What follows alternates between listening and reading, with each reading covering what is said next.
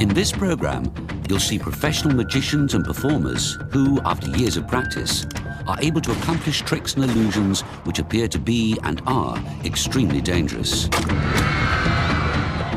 Please do not try to copy any of these tricks you will see.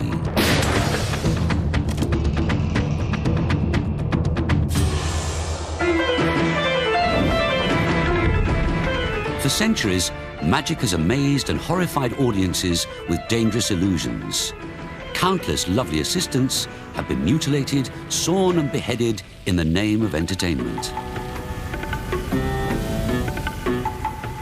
One of the oldest death-defying tricks is the Indian sword basket illusion. A girl is placed in a flimsy wicker basket, and then swords and spears are thrust through it.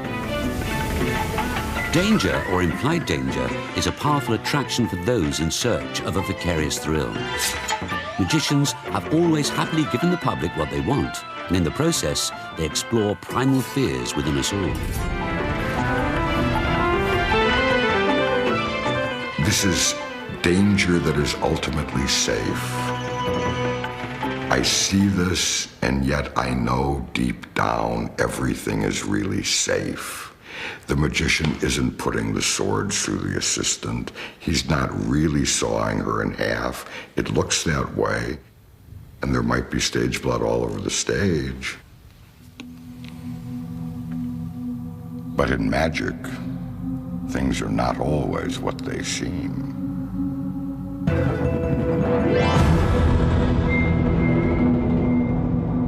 Nothing fills us with the joy of life like the fear of death. It feels good to scream. It makes you feel alive. It makes you feel wonderful.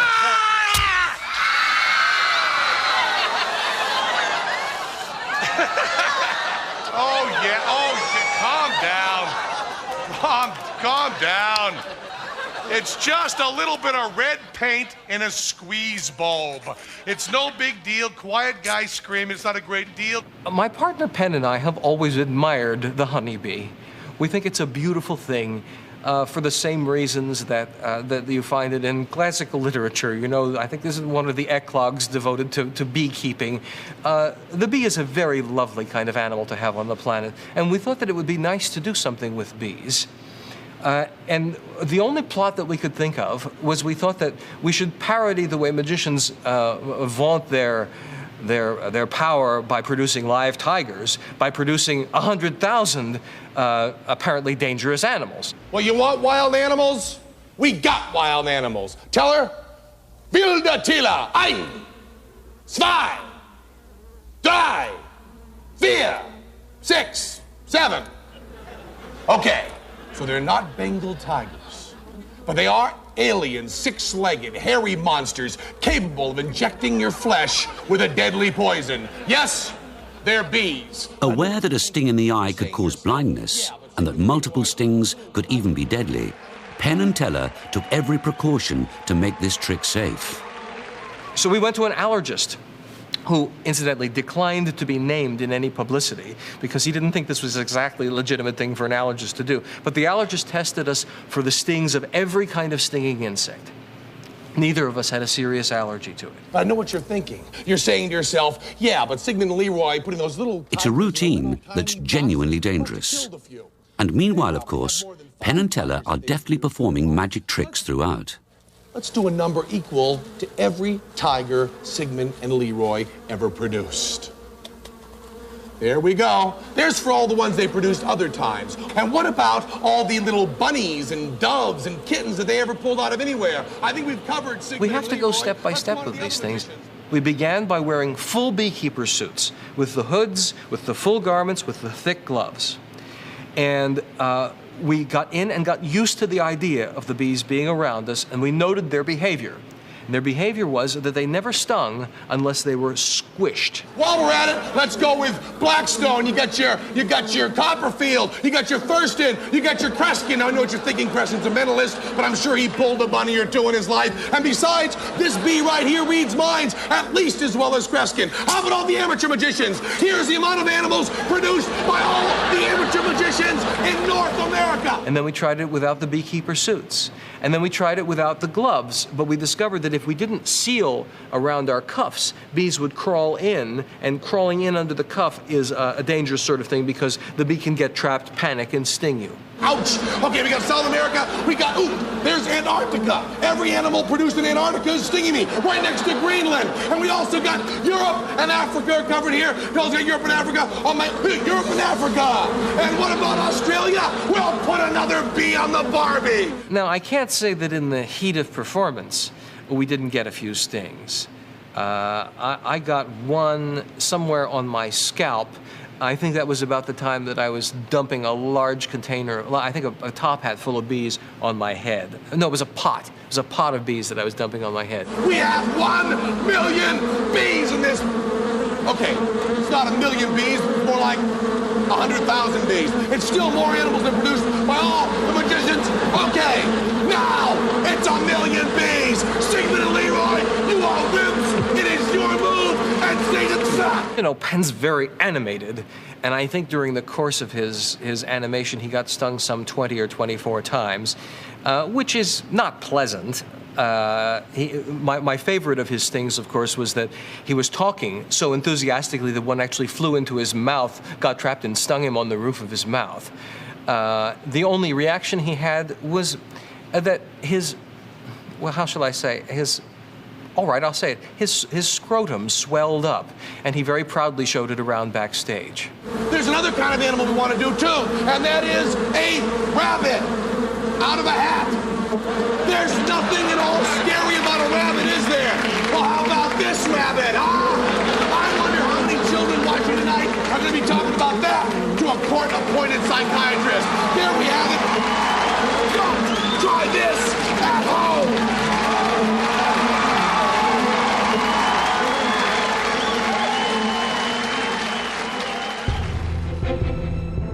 The most famous magician of them all, Harry Houdini, earned his place in history as a daredevil performer of extremely dangerous tricks.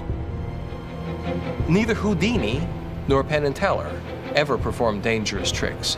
When you hear of Houdini escaping from a packing crate was tossed off a bridge, well, had you actually seen the event, it wasn't tossed off the bridge. It was gingerly and carefully lowered into the water because Houdini left no concern for safety unattended to. You'd be mad to do it. Art is not about real danger. Art's about make-believe. And anyone who allows real danger in art is deeply immoral. In the 70 years since Houdini's death, many inaccurate and misleading claims have been made about his exploits. Only a few first-person accounts, along with fragments of newsreels and films, can bear witness to the truth behind the Houdini legend. Virtually everything that anyone said or wrote about Houdini, and certainly anything that he said or wrote about himself, needs to be questioned. I think that the vast majority of Houdini's escapes required physical strength, agility, endurance, and athletic ability more than overcoming any real severe element of danger. Properly performed under the predictable planned circumstances he had devised, there was relatively little danger. The gathered crowd was unable to see a safety rope attached to Houdini's ankle. So great were his skills as a showman that not one of the thousands of people below ever suspected that Houdini was in fact in no danger at all. But some tricks were truly dangerous. His Chinese water torture cell escape was the trick in Houdini's show that carried the greatest risk. A reinforced glass box resembling a telephone booth was filled with 250 gallons of water. Houdini, securely fastened by his ankles and handcuffed, would then be lowered headfirst into the water. The torture cell was securely locked and covered. Eyewitness reports claim that Houdini would remain underwater as long as 5 minutes before escaping and revealing himself to the frenzied audience. Only a handful of modern performers have ever attempted this escape. We decided to do a version of Houdini's water torture cell. So we rehearsed that and built the props, and we taped it. And it was a very bad idea, I think, to go underwater. It's not something I would do in my show, in my live show. I just can't see doing that twice a night. It really was dangerous. I remember when we were taping the trick, when I went under the water and they locked the lid on, the cameras were rolling, I remember thinking to myself, what was I thinking? Why did I ever agree to do this? Ready, Simon? Yeah.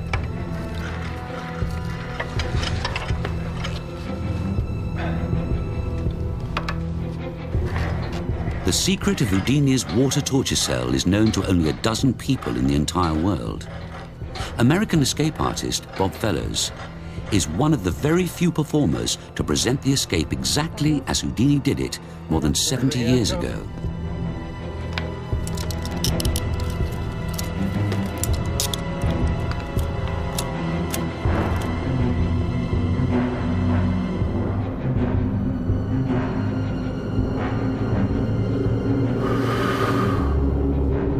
Hold on. Go.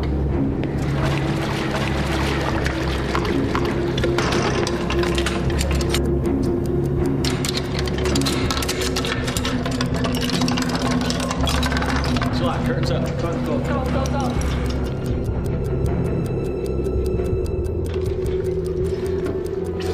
We're at 35 seconds. 1 minute, raise the curtain.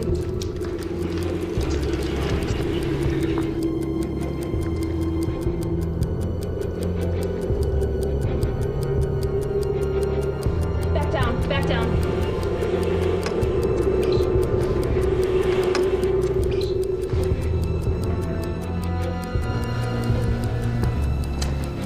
One minute, 45 seconds.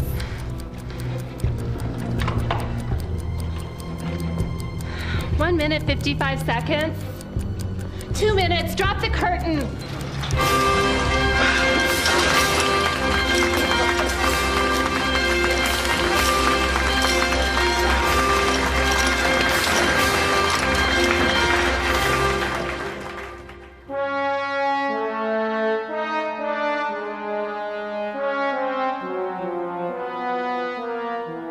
The illusion of decapitation has always featured heavily in magic history, especially in the 19th century.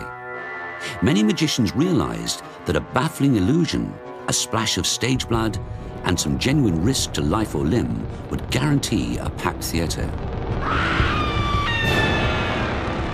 Magicians have long known that in a dark and smoky theater, a horrified audience usually cannot perceive that the severed head is not real. In magic, you don't ask someone to look at a stick and pretend it's a sword. In magic, if you see something that looks like a sword on stage, you take that as real, and it's often demonstrated to be real. And when you cut somebody's head off with it, it's quite startling because it looks real. First recorded in ancient Egypt, the decapitation illusion is one of the oldest in the history of magic and is still very popular today.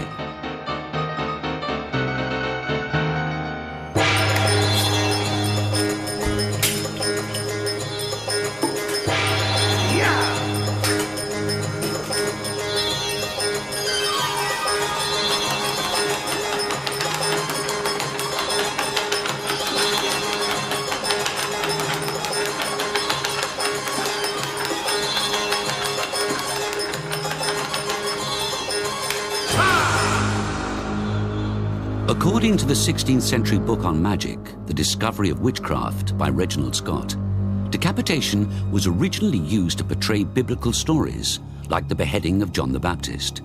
Indeed, it's such a classic that master magician Lance Burton still performs it in his Las Vegas show.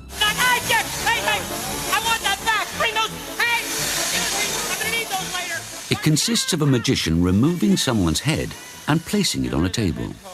The disembodied head is still alive and speaks to the magician and the audience. Okay, let's check in with the patient. Ah! He ain't got no body!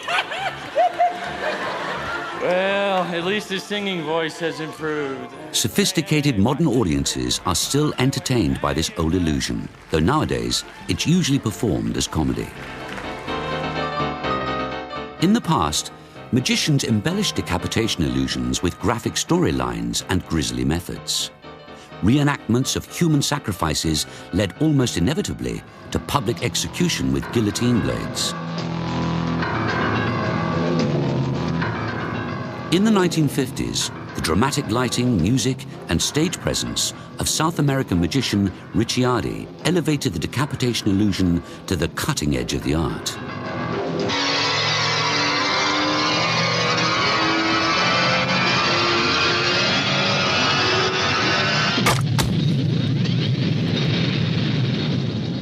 Ricciardi was to go on to achieve even greater fame for one of the most famous, dangerous illusions in magic history.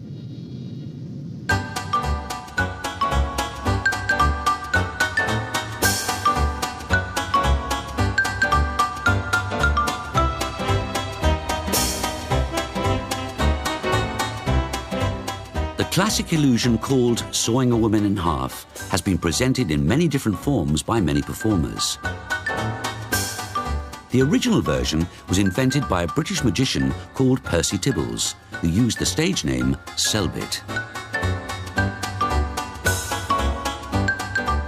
Selbit's simple version consisted of sawing through a box with a woman inside it. It was so popular, it was rapidly copied and elaborated on by other magicians, including American Horace Goldin, until it became a true classic of magic.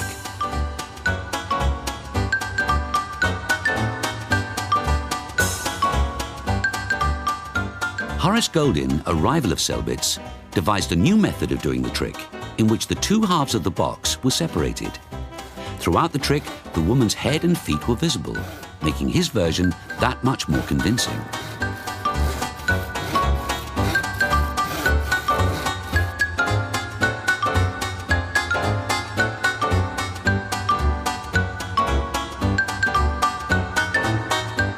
But the large size of the box blatantly suggested to the audience the methods employed by Goldin. An American illusion designer, Guy Jarrett, criticized Goldin, claiming he'd done more to damage magic than any other individual.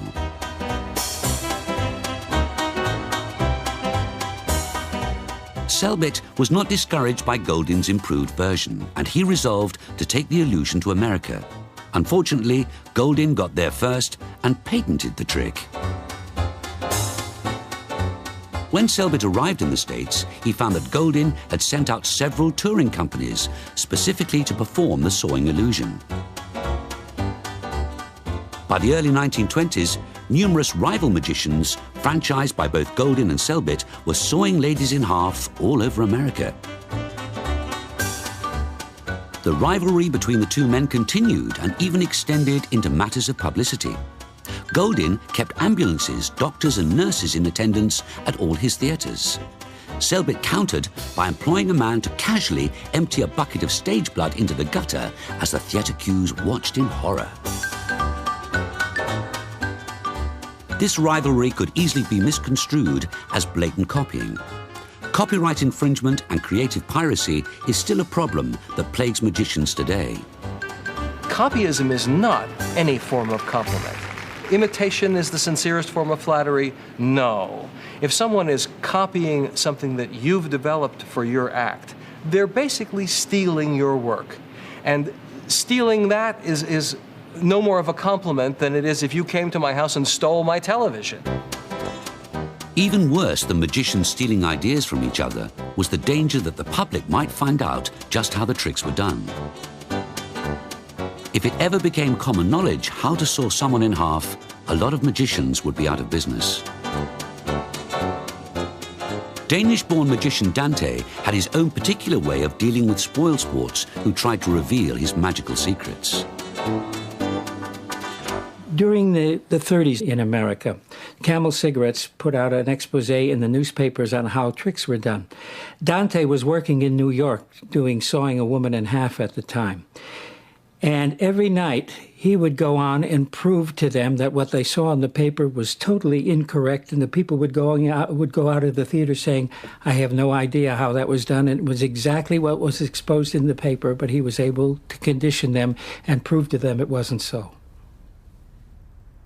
Dante performed the sawing illusion throughout his long career, usually with the help of Australian beauty queen Moyo Miller as his assistant.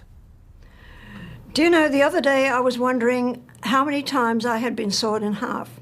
So I got my little calculator out, and we calculated on a basis of 23 years, 1 show a night, 2 shows a night for 3 years in England, 2 matinees at least a week, and Lord knows how many times we did the 4 shows and 5 shows a day during the war years. I came up with 11,800 times. I think that must be pretty near a record. After the Selbit Goldin feud, Dante resolved to never allow his act to be copied or plagiarized. It was a very common procedure for people to come into the theater with their little book and pad and so forth, and make sketches of different illusions. This was one reason why Dante would never give his okay to have the show photographed, and that's why there is very little on film now of the Dante show. Even though Moyo Miller retired with Dante in the 1950s, she was last sawn in half in 1993 for a special magic performance. Dante always said, sawing a woman in half is not the problem. Anybody can saw a woman in half. The problem is putting her back together again. The sawing illusion has come a long way since the big wooden box days of Goldin and Selbit. The thin model sawing is perhaps the best known example in which the box the girl is contained in appears to be very thin, offering no room for another girl to be involved in the performance or any other method the audience might imagine. In fact, it's one of the most baffling versions of the trick ever invented and elevates the classic illusion to its highest level ever.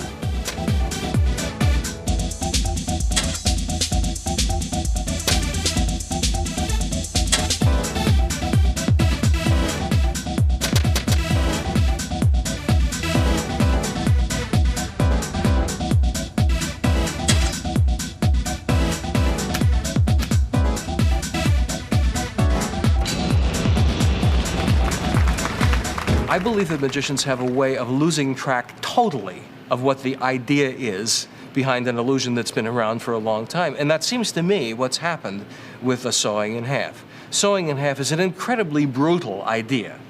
And in modern times, about the only other party that I know who's done it with appropriate brutality is the South American magician Ricciardi. He would take one of his female assistants, who I believe was one of his daughters, which makes this even more perverse, and she was dressed in a kind of a hospital gown. And he would lay her on a very thin-topped table, after apparently putting her under with some sort of anesthetic.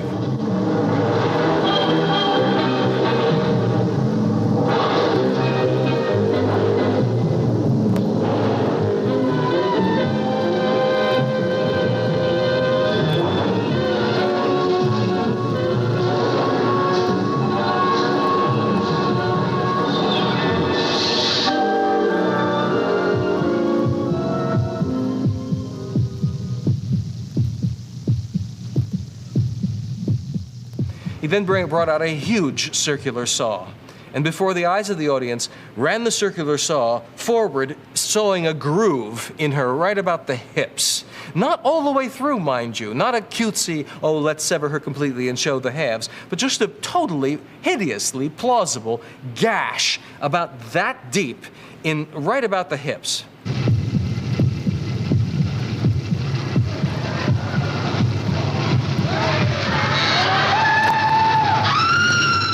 Now, incidentally, while he's sawing, there's a wonderful mist of blood that flies out over the audience. Quite appalling.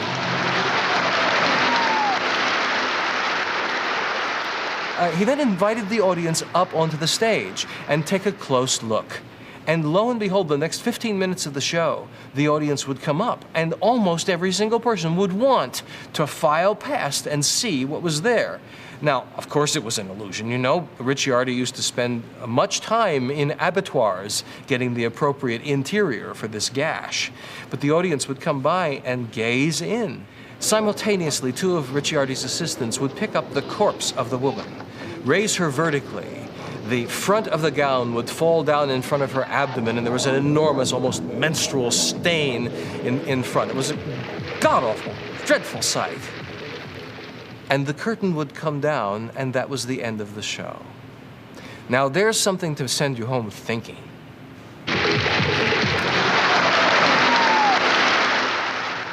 The public doesn't usually have the loftiest opinion of magicians, and that's because they've often seen very bad ones perform. They've seen the birthday party magician who screws up his tricks. They've seen the obnoxious stage magician who invites a woman up onto the stage and then makes snide and flirtatious remarks. They've seen magicians very badly dressed, performing to very bad music and doing highly insulting things. I mean, when you take a woman and stick her in a box, well, first of all, that's rude. And then when you proceed to sever that box into several pieces with a large, vicious saw, well, I'm surprised that there aren't feminists picketing every one of those shows. I think deep down within each and every one of us, there's kind of a shadowed sort of desire to push our own boundaries, our own personal boundaries. Some people have different kind of dark secret desires. Some people desire to be controlled. Others have these kind of boundaries that they really want to push. And so when they watch these kind of torturous illusions and reenactments, it's a way that they can vicariously live through that. They can have those experiences. It's the same reason why we go on roller coasters and bungee jump and put ourselves through these, you know, ridiculous experiences that like scare the hell out of us, because it's a safe way to go into those places, into those corners of ourselves.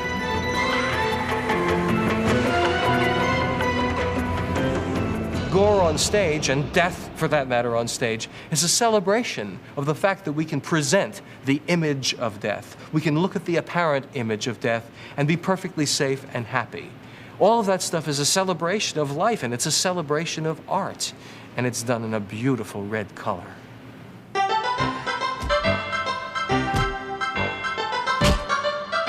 Another time-tested way of defying death on stage is with firearms. From cannons to pistols, all calibers have proved popular with theatre and circus audiences.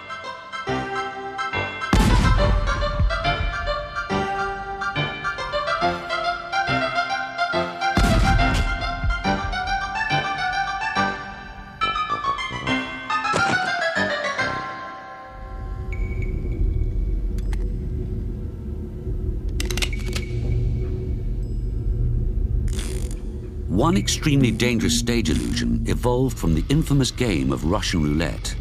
A live bullet is loaded into a revolver, the chamber randomly spun and fired at the head of the magician. In theory, a combination of mechanical and sleight of hand methods prevents any chance of an accident occurring. In theory, that is.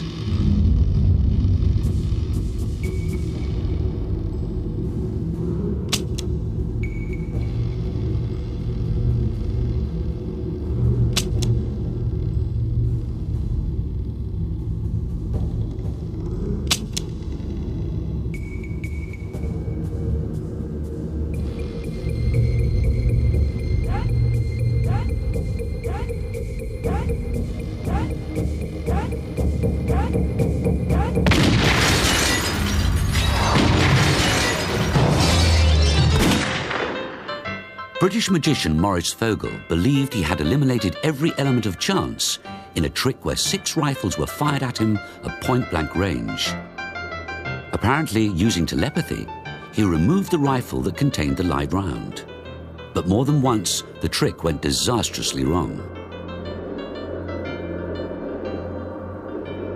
For the rest of his life, Vogel carried the scars of near-fatal calamities.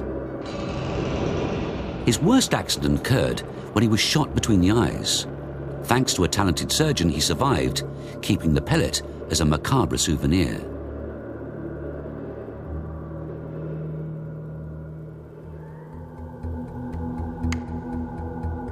But perhaps the most dangerous gun trick of them all is the infamous bullet catch, in which a magician catches a bullet between his teeth. A marked bullet is loaded into a gun by a member of the public. The danger of the trick lies in the fact that for a large part of the performance, the gun and bullet are out of the hands of the magician. Not until the moment the trigger is pulled does the magician know that the trick has worked.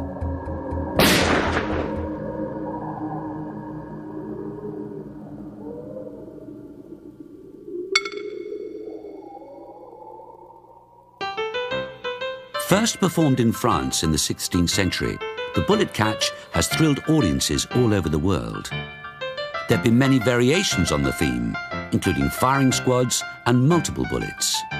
Some magicians chose to catch the bullets on a plate, others on the tip of a sword. Developments in gun design have changed the look of the trick, with flintlock muskets giving way to bolt-action, high-powered rifles. But the one constant of the trick is the extraordinary amount of nerve required by the magician. Even though you know that you've done everything right, when that stranger you've just met is standing across the room, pointing the rifle at you and about to fire the bullet that he has loaded into the gun, it's an unnerving experience, and one that I would not particularly want to do very often. And with good reason. The bullet catch is said to be the only trick in all of magic that is cursed. Over the years, at least 12 magicians have died, and countless others have been badly injured. As a result of mechanical failure, human error, or even overzealous audience participation, unlucky magicians have fallen victim on stage before horrified audiences. This may be the reason why the bullet catch is very rarely performed nowadays, although there are still a few bold magicians who specialize in this particular trick. The many tragedies, accidents, and disasters associated with the bullet catch have provided other magicians with a rich source of black humor. My two favorite stories of bad things that happened in the bullet catch are the magician who used to do the trick. At one point when the trick was done with muzzle-loading guns, one magician used to do it by the method where you put the ball that's going to fly through the air into the gun, and then you ram it in with a ramrod, and the ramrod was so contrived as to sneak the ball right out of the gun. And this fellow thought, well, the ramrod's a little bit obvious as a prop. Maybe I'll use my magic wand. And so he had a magic wand that was black ebony with ivory tips, and he had a little ball of wax on the end of one of his ivory tips. So he rammed it into the gun, pulled it out, and sneaked the ball out in his hand, stuck to the wax. He then rammed the other end in, just as a little extra precaution, and didn't happen to notice that the other end of his wand broke off and was there in the gun, and the ivory tip of his wand was fired straight into his face. That's one of my favorite stories about the bullet catch. My other favorite story is the fellow who was doing it at a Wild West show, and someone just stood up in the audience, and after the magician had successfully caught the bullet on stage, said, "Hey, catch this!" and bang, shot him.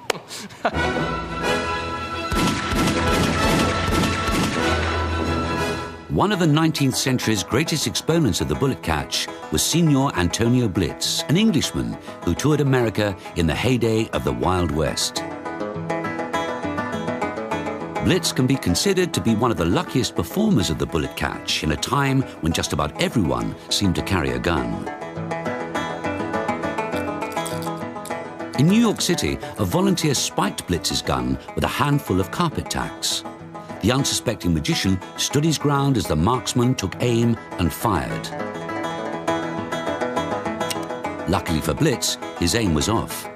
The intended victim left the badly damaged stage with only a lacerated hand.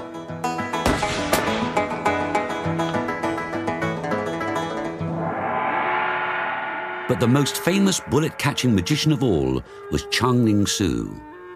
Due to his tragic death at the height of his fame, his name has become forever synonymous with this hazardous trick.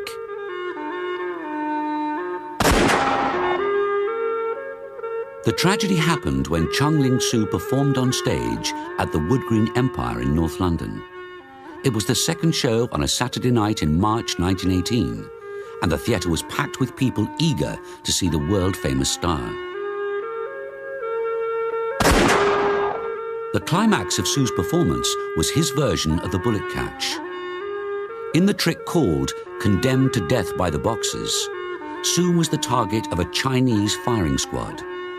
2 bullets were marked and checked, loaded into the guns and handed to the marksman. On the fateful night Chung Ling-soo was shot, one of the gunmen was 17-year-old Jack Grossman. Quite a lot of people went out of the theatre really didn't know what had happened. They didn't realise he'd been shot and killed.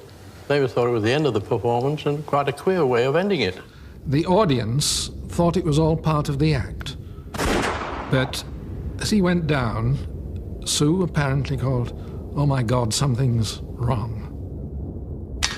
The stage manager then rang down the curtain. They then saw there was blood pouring from his chest. The bullet went right through him. He was wrapped in a curtain they found off stage, and then as quickly as possible taken to the local hospital. We were removed from the stage after half an hour with my close assistant who was also firing a gun at him, and taken to the police station and kept there all night. And we were only released in the early morning when we were told that Chung Ling-soo had died and they didn't need it anymore. The police concentrated on the circumstances of the tragedy and especially on the rifles. As news of the star magician's death spread all over the world, a government firearms expert was called in to examine the weapons. Chung Ling-soo looked after those 2 guns himself. He wouldn't let anybody else handle them. He kept them in his dressing room, he prepared them, and only released them on stage to his Japanese stage manager. During the official inquiry, the firearms expert Robert Churchill had quickly discovered the reason why Sue had been so secretive about the guns. They had in fact been altered. The entry to the barrel, where the percussion cap would normally fire the charge, had been sealed off, and a channel had been bored into the ramrod tube below. When you pulled the trigger, instead of firing the charge in the barrel, you fired a charge in the ramrod tube. And unbeknown to anyone, Sue had put a blank charge in the ramrod tube. So that, in essence, what happened was the bullet was never fired and Sue produced a duplicate. At the end of every performance, Sue would secretly remove the marked bullet which was still in the barrel. Churchill discovered that he had used the unorthodox method of unscrewing the breech of the gun rather than extracting the lead bullet with a corkscrew attached to the ramrod. This avoided damage to the marked bullet, but these repeated unscrewings of the breech led to considerable wear of the screw threads. After 12 years of continual performance, the whole assembly was extremely loose. Another problem was that Sue favored a very fine-grain gunpowder. Had he used a coarser grain, then the tragedy might never have happened.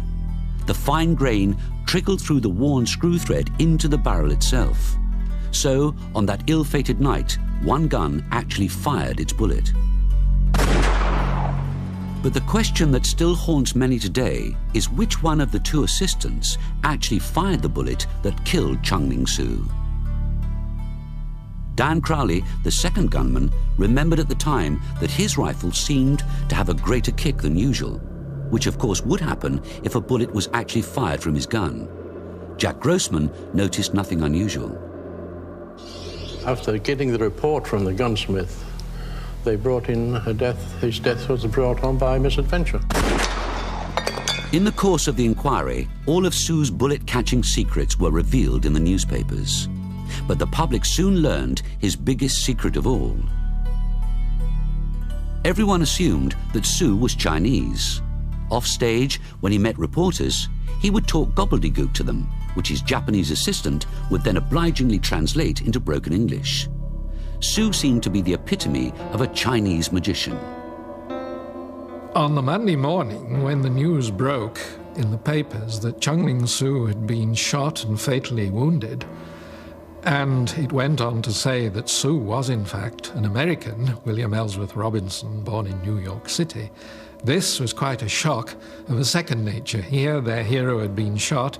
Secondly, he wasn't the man they thought he was. Robinson had learned his trade working with many great magicians of the 19th century. He invented a few minor illusions, but achieved little personal success as a performer.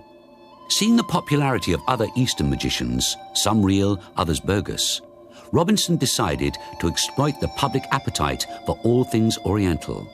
He assumed the identity of the mysterious Chinese conjurer, Chung-Ling Soo, and his career took off. One of the sad features of Sue's death was that there began to appear in newspapers and books speculation as to whether he'd been murdered or whether he'd committed suicide.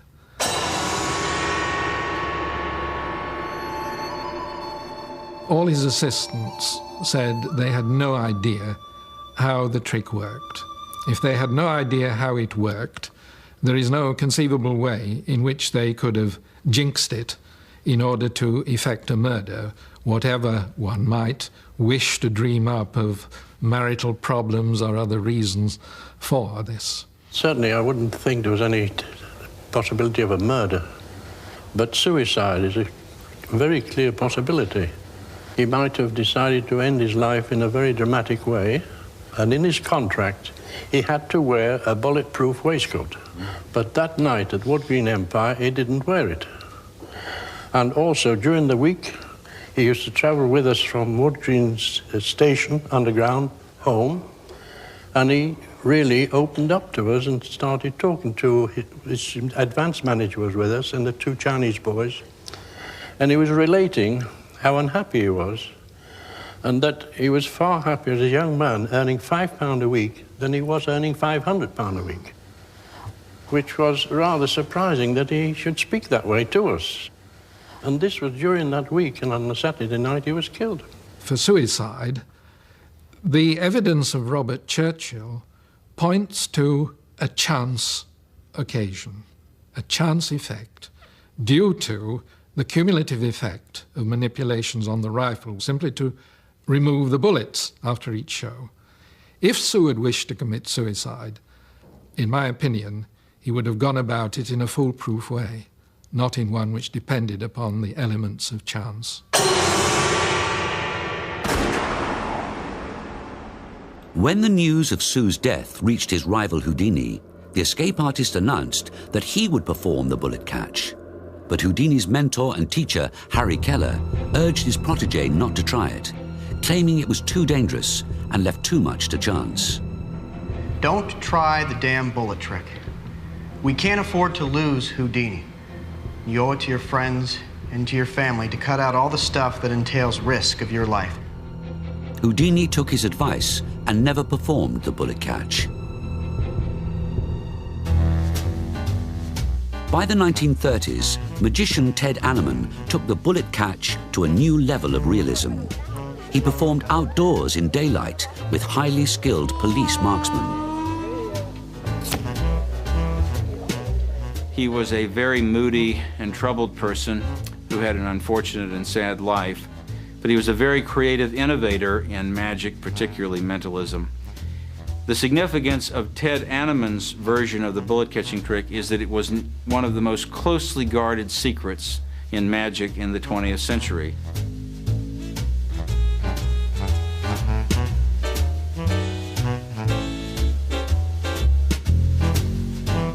This extremely rare piece of film of Anneman's performance can only hint at the level of drama he brought to the trick.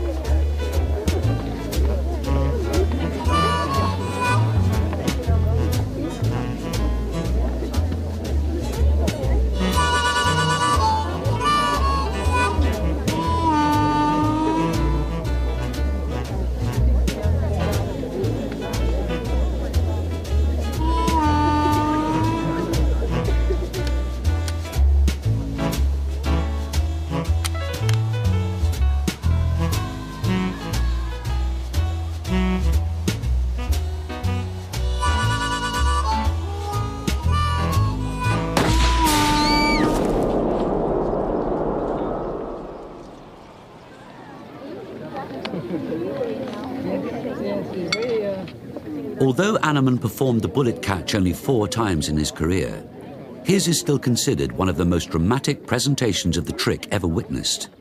Even today, over 50 years after his death, the exact method he used remains a mystery. As time went by, magicians made changes and improvements to the technical side of the bullet catch trick. Often a glass or plastic screen between the gun and the magician proved that a projectile had really been fired. I have a sheet of glass. I'll put the glass between you and that bulletproof backstop. Right about here. All right. And that's held up at the level of my head. Yes. Now, I'm sure that your marksmanship at this close range is perfectly adequate. However, as a minimum of precaution, I would like to wear a bulletproof vest. All right. Very quickly put it on, please, so that we can get to this act.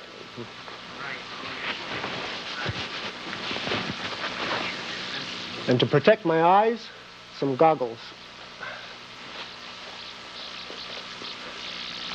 Now, I will be holding this handkerchief. When I drop the handkerchief, that will be your signal to fire. To fire. Aim very carefully through this sheet of glass, and your target will be my mouth. Your mouth. I will attempt to catch the bullet in my mouth using my tongue to cushion the impact. Are you ready? I am ready. All right, would you remove the safety catch, please? I have removed the safety catch. All right, I'm going to stand right about here. Please do not fire until I drop the handkerchief. It's a hair trigger, so don't try to take up any slack in the trigger. All right? Here we go.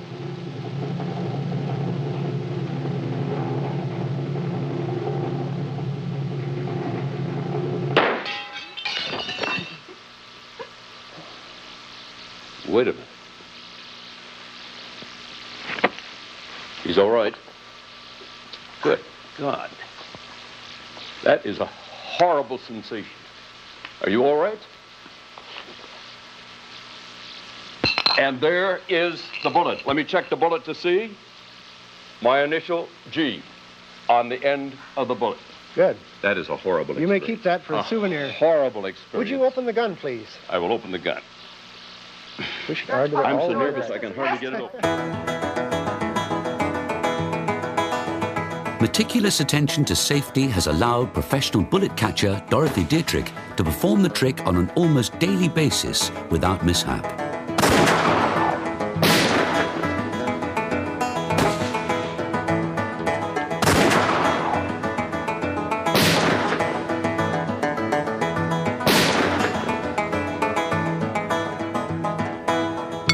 This last part of the show is not a sketch.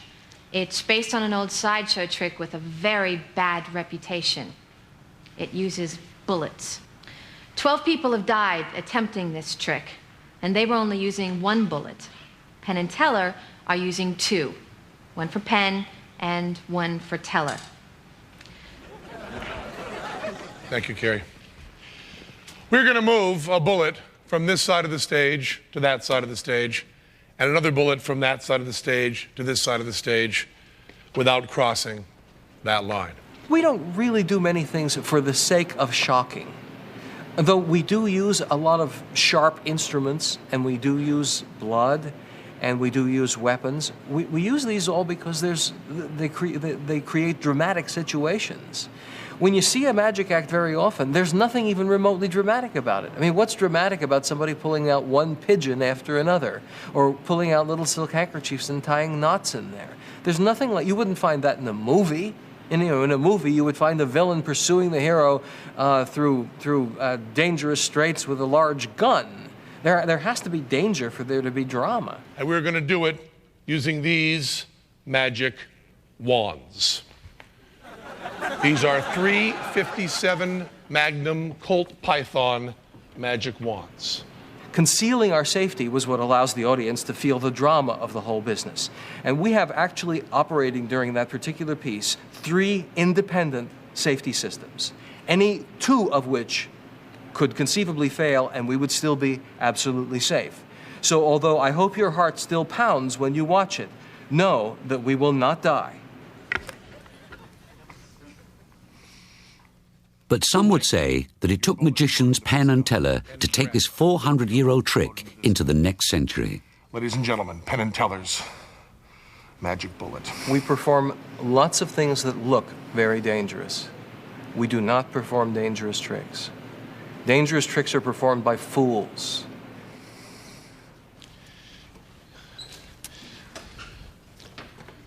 Cameras, walk away. The modern audience's hunger for danger seems utterly endless. Thanks to safety devices and advances in technology, it is an appetite that some talented magicians can satisfy and still survive.